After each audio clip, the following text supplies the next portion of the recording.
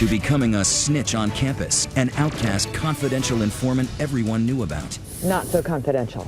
to ending up dead. The first thing I know, you killed my son. You killed my son. His mom only finding out the truth when a fellow student started snooping around. You don't think these parents have a right to know? Secret society. Plus, campus sexual assaults. They're all over the news. Accusations of campus rape into sexual assault are increasing. But how hard is it to prove when the attacker is your boyfriend? How could he do that? You know, it's crazy. I can't believe it happened. How she lured him back to get his confession on tape. I instantly thought of a spy movie. Is there one thing in it that you heard and you said, got him?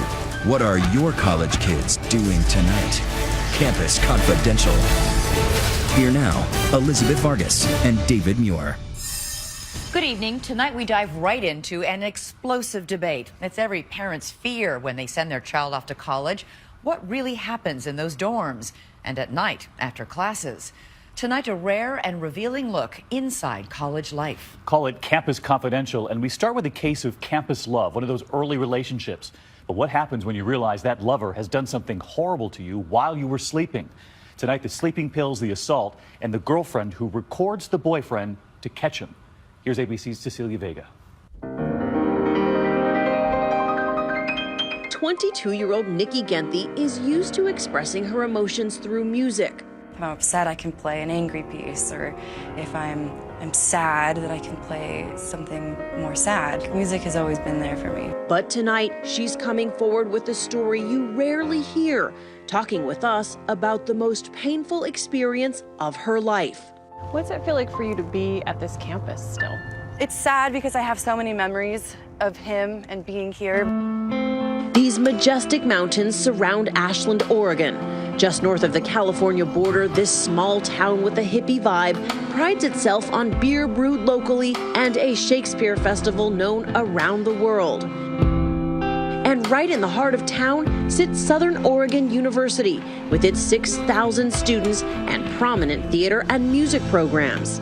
SOU has a beautiful campus. It's very much a part of the life of the town. But recently, this little-known college campus is making a name for itself for the way it's handling a nationwide problem. Accusations of campus rape into sexual assault are increasing nationwide. Coming at a time when nearly 100 universities across the country are under federal investigation for mishandling allegations of sexual assault by students. An estimated 1 in 5 women has been sexually assaulted during her college years. A startling statistic that for Nikki is more than just a number, it's her story. As a sophomore music major, she meets vocalist Luke Smith, also in the program.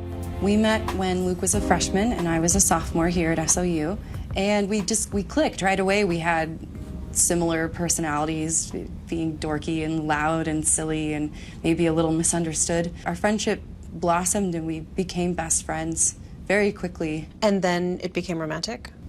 You started dating? Yes, it did. It was a surprise, I think, for both of us. Months passed, the relationship progressed and became sexual. But soon, Luke was pressing Nikki to engage in a type of sex that she wasn't comfortable with. And one night last spring, she's sleeping over at Luke's apartment. Tell me what you remember about that night. We had tried watching a movie. I wasn't able to fall asleep. And so I decided to take a sleeping pill, and he knew I was taking it. And it wasn't working, and it was getting really late, and I had class early in the morning, and so I took a second one, and I fell asleep really quickly. But I remember dozing off, and he was still awake, and he had started giving me a massage, which he did sometimes because it helped me relax. I can remember hearing the rustling of his bed sheets. She says she remembers drifting in and out of consciousness. I remember being groggy and waking up once. He was sort of sitting up, and it looked like he had just like moved away really quickly or something. But I was still so groggy and I was so out of it, and I just asked him, what's going on? And he immediately said, you were having a night terror. You can go back to sleep, it's okay. Her memories are foggy, but Nikki does recall one thing clearly. The feeling of Luke pulling down on the waistband of her sweatpants. What he did next woke her abruptly. He flew off the bed, and he jumped into the corner of his room. I was still so groggy and confused, and I said, "Did something happen? I'm sorry, I'm really confused. I feel like something happened." And he immediately denied it. It was visceral, his response. He said, "No, and how dare you accuse me of something like that?" Luke had sodomized her, but under the cloud of those sleeping pills, Nikki wasn't sure exactly what had taken place. She even apologized to Luke. I felt guilty for accusing him of something which he was so convincing in saying he hadn't done that. In the weeks that followed, their relationship fell apart. After 4 months of dating, the couple broke up. But Nikki still struggled with unexplained and mounting anxiety whenever she was around Luke. Not having yet known what had happened to you, what was that time like for you? My brain and my body were processing a trauma that I didn't even fully realize had happened yet. So it was not good. Nikki says she was suffering from depression. Her grades dropped and she couldn't sleep. Hoping to reconcile some of her feelings, Nikki wrote Luke a letter. She says after reading it to him, Luke dropped a bombshell. I said, "Do you remember that night that you took the sleeping medication?" And he said, "Well, I lied to you that night. And while you were sleeping, I took advantage of you. I was touching you inappropriately while you were sleeping." The words were searing, but now Nikki finally knew what happened that night. It may have explained her feelings of trauma, but it wasn't helping her cope. Hi. And so that's why I came here, the Women's Resource Center, and I walked in and verbatim told them what he told me, and they said, "Yes, this is assault, you've been raped." She wrote Carrie's number on it. And this is where Nikki Genthy's story is different from those countless other survivors of campus sexual assault. She's referred to Angela Fleischer, a confidential advisor, part of an innovative program here called You Have Options. No person is told about the report until a victim is ready for that information to be known. The program lets the victim make all the choices.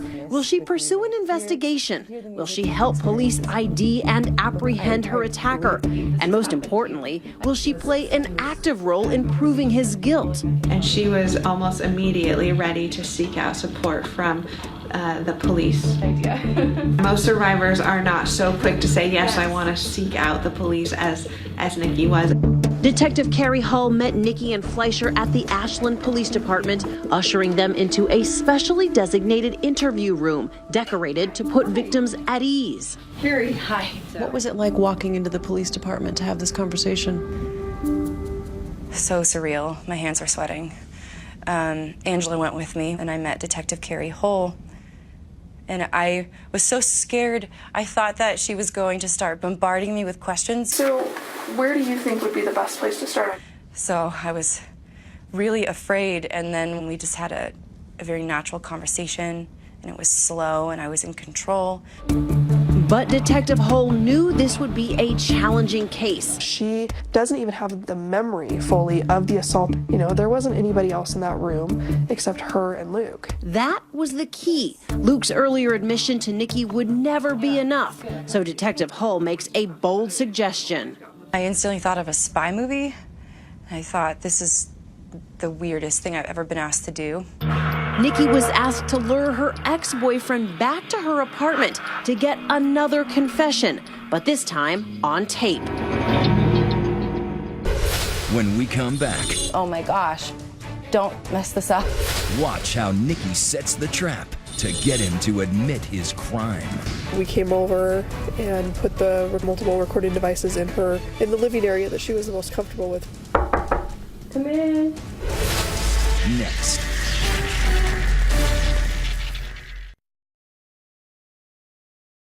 "2020 continues. Once again, Cecilia Vega. Southern Oregon University is known for its theater program, but no one could have written the drama that was about to unfold here in an off-campus apartment. Nikki Genthy's college boyfriend Luke Smith admitted to raping her in his bed after she had taken sleeping pills. I even don't believe it sometimes. Like, how could he do that, you know? So, I'm sorry. It's crazy. I can't believe it happened. The music major went to Angela Fleischer. Fleischer is behind a program that is bucking a trend in how colleges deal with campus sexual assault. Fleischer says it gives the survivors the control, and it appears to be working. The reports for the campus have doubled, and I imagine will double yet again this year. Students are having the sense that they can trust the system. A system Nikki says she turned to when she no longer felt safe taking classes with Luke, who was still on campus. Fleischer brought Nikki to Ashland Police Detective Carrie Hull. Where do you think would be the best place to start? Who knew there was one way that could prove what her ex-boyfriend had done. Police ask you to secretly record Luke, and you think, what? They gave me two options. They said we could do this over the phone, we could do it in person. Knowing him as well as I did, I had a feeling he would be suspicious or would be unwilling to talk about those sorts of things over the phone. I knew I had to do it in person. And sitting down knowing that you are wired to record is hard. I'm not gonna lie to you. Were you scared something could go wrong? A little bit. They coached me beforehand. You know, what if this happens? What if this device goes off? What if he asks if you've gone to the cops? We went through all of it. Detective Hull says getting a confession on tape avoids the all too often he said, she said scenario. There's no such thing as a he said, she said. A he said, she said case is a poor investigation. 2 weeks later, and with Nikki on board, Detective Hull arrives to set the trap. We came over and put the multiple recording devices in the living area that she was the most comfortable with. Nikki invites Luke over to her apartment, telling him she needs closure and wants to talk things out. With the detective sitting in her car outside, Nikki waits for Luke to arrive. Worried that I would fumble my words, worried that I might just blurt out, "The police are outside." Come in. The first thought I had as he walked through the door was, oh my gosh, don't mess this up. Only 5 minutes into the conversation, Nikki launches into her script, asking Luke to describe what happened the night of the attack. We were in bed together. And what happened after that? Because I kind of... You passed out. I wound up getting out the lotion that we've been using. The vanilla one? Yeah. I remember that. And I rubbed your butt with it for a while. I remember pulling the sweatpants down. I remember that. Once again, Luke lays out the graphic details of how he sodomized Nikki while she slept. And I remember at first, when you woke up, being able to convince you that it was like you were having more night terrors. I just felt so sick from it, being told exactly what he had done to my body against my will. But this time, it didn't end there. During this confession, Luke revealed something even more horrific. He'd attempted to rape her a second time. When I tried again. Twice? Yeah. And that was a huge shock to me because I had only thought that he had raped me once. But when I fell back to sleep, he raped me again, which is brutal. After you really woke up, and I got freaked out, and I was ashamed, and also afraid of getting caught. Yeah, I was afraid. During that conversation that was secretly recorded, we can hear Luke apologizing to you. With every fiber I have, I am sorry. What do you make of that? It's so cruel in a way. To hear him say, I'm sorry, puts this burden on me to forgive someone for something unforgivable. You get all of this information, and you see him walk out the door. Is there a sense of, a part of you that says, that's the confession, I got it? No. I was just sad for this person who has caused me so much pain and has, in that moment, it felt like he had ruined his life in a way. Police have what they need and bring Luke down to the Ashland Police Department, where Detective Hull is waiting for him. Do you know the person that would have come forward to me? And who would that be? Nikki Genty. He knew. He knew what was going on very quickly. What was his demeanor like? He never tried to act like he didn't do it. which I will say is very rare. This was not a typical interview with somebody that's accused of one of these crimes. I sort of lied to her about what was happening to sort of cover my own self, and also because I didn't really want to believe that I had really done anything like that to another person. Sorry. Police arrested Luke that day. You're under arrest for several things. Sodomy 1. Charging him with 3 counts of sexual assault, charges that in the state of Oregon had him facing serious time in prison. He would have been looking at 25 years. You know, that was additionally something we talked to Nikki about in the beginning, because she felt very strongly that, you know, this was somebody that she still cared about. Once again, it was Nikki's call. What did you want to see happen to him? I met the DA and he asked me what I was thinking, and I looked him right in the eyes and I said, I don't want to ruin his life, even though he's ruined mine in a way. I decided to request that he not be put in prison. Instead, he pleaded guilty to 1 charge of sexual abuse, got 3 years probation, and had to register as a sex offender. He was also expelled from Southern Oregon University. Was that justice for you? To be empowered, yes. What's most important is that I got to do what I felt at the time was the best thing in my heart of hearts for myself and also for him. But there was an all too familiar backlash. After Luke's arrest and expulsion, Nikki says some members of the music program, her friends and her classmates, wanted nothing to do with her. It was really disheartening and frustrating because Luke had made a confession. However, no one wanted to admit that it happened. No one wants to admit rape happens, especially when it's someone that you have known and trusted for years and years. We reached out to Luke through his probation officer, but he did not respond. For Nikki, this chapter is now closed. She's moving forward and getting back to what brought her to this university in the first place. What do you think music has given you through all of this experience? Music has given me my life back because I have been through so much pain. And Luke has taken so much away from me, and music has given it back. Music helping her. And if you've been the victim of sexual assault, you can go to our webpage. We have places you can turn to. And we want to know tonight, what do you think of Nikki's choice not to have Luke sent to prison? Let us know. Use the hashtag ABC2020. And join the conversation on our Facebook page as well. And when we return, I go back to college to show you how the police are getting kids on campus to go undercover. It helps catch the criminals, but doesn't put your child's life at risk. When we come back, a hockey star turned campus snitch. There was a whole double life that your son was leading. But when he turns up dead, why does his mother hold the college accountable? Shouldn't you know more about what's going on in your own campus? Next.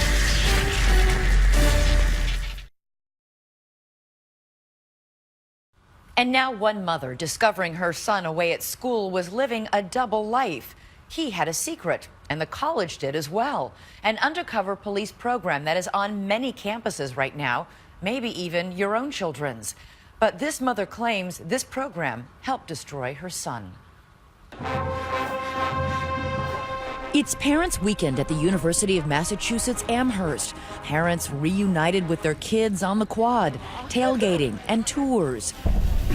Francesca, a realtor and single mom, is gearing up, cooking her only son's favorite meal and eager for their visit. What were these weekends like? A lot of fun, a lot of bonding, a lot of things going on campus. Logan, we're not using his real name, is a junior and the recipient of the prestigious Chancellor's Scholarship at his dream school, a sprawling mini metropolis of 28,000 students nestled in the hills of New England. It was a really nice weekend normally. And by all accounts, this weekend was poised to be on par with those others.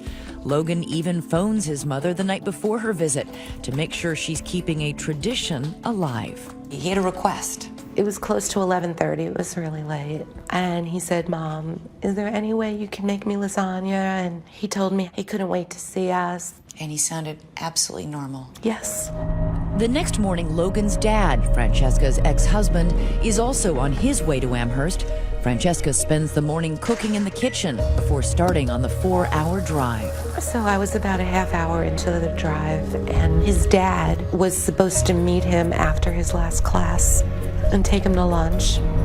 And he called me and he said he wasn't where he was supposed to meet him. And I said, well, did you go over to his job? He went there. He said nobody's seen him. And I told him I just had an awful feeling, and I told him to knock the door down. Something's got to be wrong. Logan's father begs a maintenance worker to open Logan's off-campus apartment. Francesca is still driving alone in her car 200 miles and 2 states away when Logan's dad delivers Francesca unimaginable news. He said, he's not breathing. I said, call an ambulance. And he went from saying he's not breathing to he's blue. He's dead. What did you think had happened to your son? I didn't know. He's a fit, young man. You had just spoken to him. What did you dream had happened to him? I had no idea. No clue. Did somebody come in? Was there an altercation or something? I was sure I was not hearing this right, and was hoping it was a nightmare. All I remember is screaming, punching the dashboard, and just screaming. I was not stopping. All I kept saying is, I have to hug him and let him know that everything's gonna be okay. That's all I kept saying. She is trapped in her car on a seemingly endless drive. The same car that had taken Logan to countless sporting events, play dates, and pool parties. Were there any clues in his past that would have led to this moment? He had been a high school honor student and a hockey star. Were you one of those proud moms who's always in the stand? Hockey mom, all the way. Yeah, whenever he scored, scream out, that's my boy, that's my boy. His future so bright at his high school graduation, he's the only boy wearing shades. There's my kid with the sunglasses. He's gotta be cool. He was the type that he could go into a test for calculus, not study the night before, and come out with an A+. John Newworth knew Logan since elementary school. He was beyond personable. He was somebody that you're naturally just drawn to. He was the life of the party. He really was. But Francesca says she wasn't naive. She knew her former Boy Scout son occasionally engaged in typical teenage misbehavior, drinking beers, even smoking pot now and then. Was Logan much into partying in high school? I'm not sitting there behind rose-colored glasses. I know he's drinking. But that's what teenagers do. Not all of them, but... And you never saw any signs of any problem that would make you more concerned? No. Just like so many parents, Francesca sent her only child off to college with trepidation, but she could have no idea what lay in store. Were you nervous? You go from a parent who's completely involved to nothing, because college, they will tell you nothing. You're paying for the college, but you're not part of it. I told him to choose wisely, and I trusted him wholeheartedly. One test of that trust came on winter break freshman year. Police arrest Logan at a traffic stop after finding a pen with cocaine residue in the trunk of his car. So did you ask him, are you doing cocaine? Yeah. What did he say? He said he tried it. And is that when the mom drug lecture came out? Oh, more than just a lecture. Francesca thinks problem solved. But what she doesn't know is Logan's drug use is escalating. He's gone from doing drugs to dealing them. She has no idea. He's writing notes like this, just 3 months before his untimely death. He made a list of what he's grateful for. School, being smart, my good looks, my knowledge. Sounds like he was somebody who really knew how lucky he was in life. He did. He had it all. So that's why, back on that highway through hell, Francesca is left dumbfounded by her son's death, replaying that final conversation in her head, the one where Logan is asking for lasagna. Little did she know that while they're planning that visit, Logan was also expecting a visit from someone else, and it would be the last person Logan would ever see. He was waiting at the exact same time I was talking to him on the phone. Next, dirty little secrets of campus life that no parent would ever expect.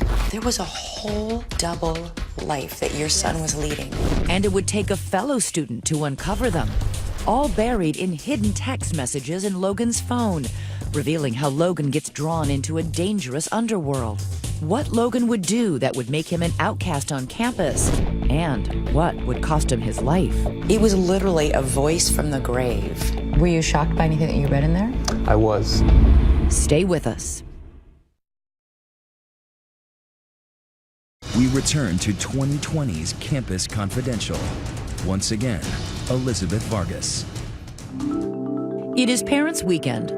Strolls on the quad, fall foliage on the bucolic campus, an idyllic scene. But nearby, in off-campus housing, a dark scene is unfolding. College junior Logan is discovered dead in his apartment. The campus of UMass Amherst is reeling. Vice Chancellor for University Relations John Kennedy remembers the day. To have a death happen, what was that like? It's incredibly shocking. It's heartbreaking. Logan himself was incredibly well liked. He was a good student. It's stunning when something like this happens.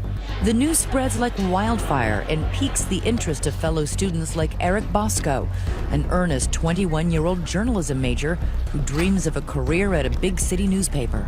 There was an email sent out to the campus community telling us that a student had died in his off-campus apartment, but there was no information about how exactly he had died. So I had been asking around and began to hear rumors. This story published. Eric is taking a class in investigative journalism with Professor Steve Fox. The goal of the investigative class. Eric and another classmate make the curious case of Logan's death their class project. So you started sniffing around. How long did it take you to start to get some information? I went down to UMass Police and requested all documents relevant to his name. Did they just hand them over? After a few days, they made the copies and they turned everything over, yeah. They are public documents, but it's only this enterprising young reporter who asks to see them. Easy to obtain, impossible to forget. Were you shocked by anything that you read in there? I was. In those police records, secrets of a turning point in Logan's life. Details of a night 10 months before his death. At the time, Logan is a sophomore living in a dorm.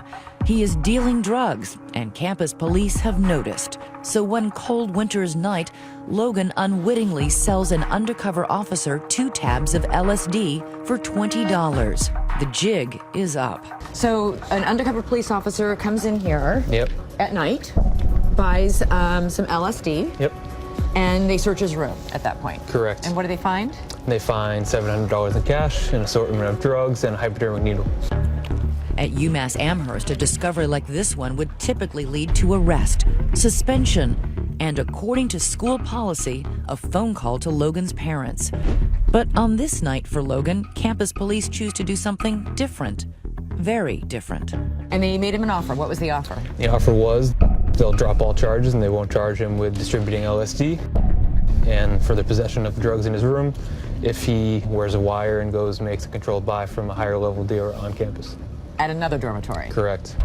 To Logan, it's not much of a decision. Not only does he face charges, he faces having to pay back $40,000 in scholarship money. He takes the deal. Police identify him as confidential informant number 8. That same night, police direct him to contact his former roommate, a friend called Sleepy Dan, and arrange to buy $70 worth of LSD. This is where Logan then comes. Yes. After texting Sleepy Dan. Yes. And he's wearing a wire. When he gets up into the room, he's wearing a wire. He makes the buy, he leaves the room, and detectives swoop in and make the arrest. What time frame are we talking about? Like how quickly after Logan goes in and makes the buy from Sleepy Dan in this dormitory? A matter of minutes. In a matter of minutes, the police are in there right away. Right. That must have caused a lot of commotion. It's a crowded dormitory filled with students. Not so confidential. I guess not. No secret on campus, but it's very secret to Logan's mom, Francesca. She's kept entirely in the dark about just how dark her son's college experience has become. You were the one who told Logan's mom that Logan had worked as a confidential informant? Correct. How hard was that to do? That was probably the hardest thing I've ever done. She began to cry, and yeah, it was just a powerful, tragic moment. I'm not sure journalism school, actually prepares you for tasks like that. I'm not sure anything can prepare you for that.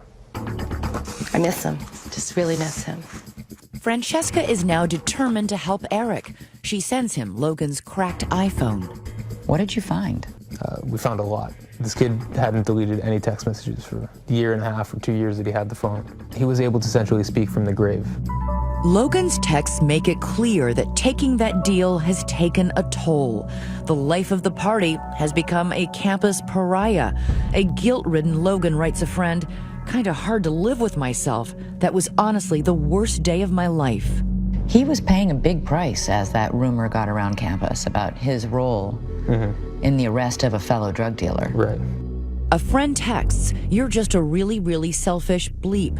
Logan writes, "Don't hate me, hate the system for making me an offer I couldn't refuse." To another friend, "I'm thinking transfer out of UMass. Everyone hates me now." Logan confides in his childhood friend, John Neuwirth. He wasn't happy about what he did. He was ashamed. He felt bad. I mean, as anybody would. He gets labeled as a snitch, labeled as a rat. It's basically ostracizing him from the community.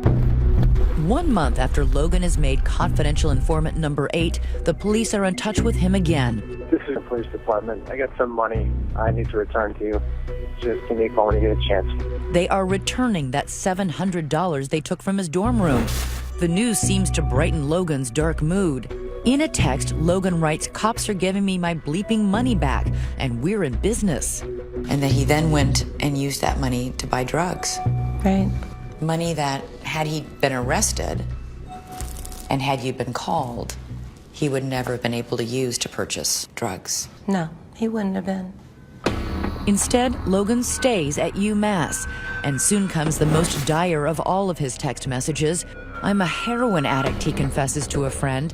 "I'm going to rehab when school's out." But he keeps all of this a secret from his mother. At the same time he's asking his mother for lasagna, the night before Parents' Weekend, 10 months after he went undercover, he sends a message to a dealer, desperate for a fix.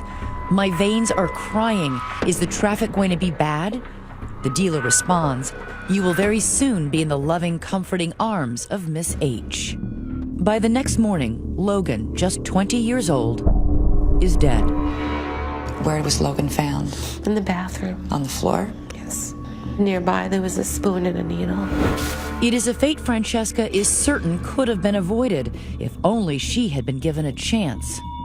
We should have been called under the policies and procedures of the university. I would have been up there in the middle of the night, bringing him home and finding him help. Just knowing there was a syringe, I would have just automatically made an assumption it was heroin. So do you think that Logan died because he was a confidential informant? Yes. Not Yes. because he was a drug addict? No. No. Why? It's 10 months that passed. If the policies and procedures were adhered to, I would have been alerted to this. He would have gotten help. He would be alive. Next, a hockey mom with a power play, on a mission, pitting herself against a prestigious university. You don't think these parents have a right to know that their child is being used as a confidential informant while on a college campus? And who was Logan's dealer, who dealt him the lethal dose of heroin? The answer is the last thing UMass wants to hear tonight. Stay with us. 2020 continues with Campus Confidential. Here again, Elizabeth Vargas. The headline, hooked, terrified, trapped. 21-year-old journalism student Eric Bosco has scored a major scoop. His school project is on the front page of the Boston Globe, blowing the lid off a secret world that few students or their parents know exists. Following the overdose death of a reported student informant. A UMass student reportedly used by the school as a drug informant. It's one hell of a first story for you. That's what I've been hearing, yeah. The article leads prosecutors to reopen the investigation into the death of fellow student Logan, whose own mother is shocked by what Eric's reporting has revealed. Agonizing text messages about his descent into drug addiction and his despair about being labeled a snitch and ostracized by his friends. The stuff that I read, the things I didn't know, are all in print now for me to see for the first time. And Francesca wasn't the only one surprised.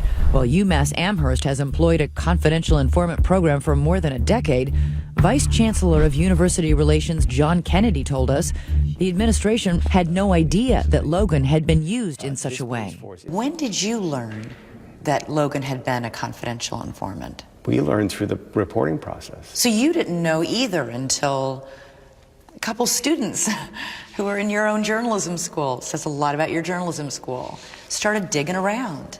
Absolutely. But shouldn't you know more about what's going on in your own campus and campus police department? This is a campus of 28,000 students. Despite anyone's best intentions, there are going to be things that we're just not going to know until they come to light like this. CIs are a surprisingly common and unregulated practice, and UMass Amherst is not alone in using student CIs. But what about that UMass policy that parents are supposed to be notified if a student has a drug or alcohol violation? Why weren't Logan's parents notified? The confidentiality of the actual informant was critical to ensuring the safety of the student. You don't think these parents have a right to know that their child is being used as a confidential informant while on a college campus? You make a very good point, Elizabeth, and that's why when news of this tragedy came to light, we immediately suspended the policy. A lot of people were frankly shocked to hear that this kind of practice went on. It would seem that these kinds of students would be very vulnerable to threats or manipulation. You make some very good points, and those points are brought up in the campus review. They make some of the same points that you're making. That these students are vulnerable to manipulation and threat. Absolutely. The most high-profile example of that manipulation, the case of Rachel Hoffman, one so shocking it would change the law. 2020 covered her story in 2008. She could be anyone's daughter. Rachel was a recent graduate of Florida State University when police busted her for selling small amounts of marijuana. Just like Logan, they made her an offer. Your 23-year-old daughter was told, here's your choice, 5 years in prison or be a confidential Correct. informant. I don't know who would pick 5 years in prison. Sure enough, Rachel agrees to be a CI. Police then send her to meet two big-time drug dealers to buy cocaine, ecstasy, and believe it or not, a handgun, all while wearing a hidden microphone. It was a major sting. Rachel had never, ever had any training for this. As Rachel drove down this deserted road, the targets of the sting discovered her wire. They then shoot and kill her with the very gun she was supposed to buy. It was a tragedy of errors. Attorney Lance Block worked with the Hoffmans to pass a Florida state law that puts restrictions on the use of CIs. It's called Rachel's Law. And now, because of Logan's case, they filed a bill to expand the law to include college campuses. What happened to Rachel and Logan was wrong. It's morally wrong, and the system needs to change. In fact, during our interview, Vice Chancellor John Kennedy told us the system is changing permanently at UMass Amherst. We have decided to do away with the use of student confidential informants on this campus. Do you think Logan would be alive today if he hadn't been used as a confidential informant? Look, I can't get into the specifics of this case. The district attorney has instructed us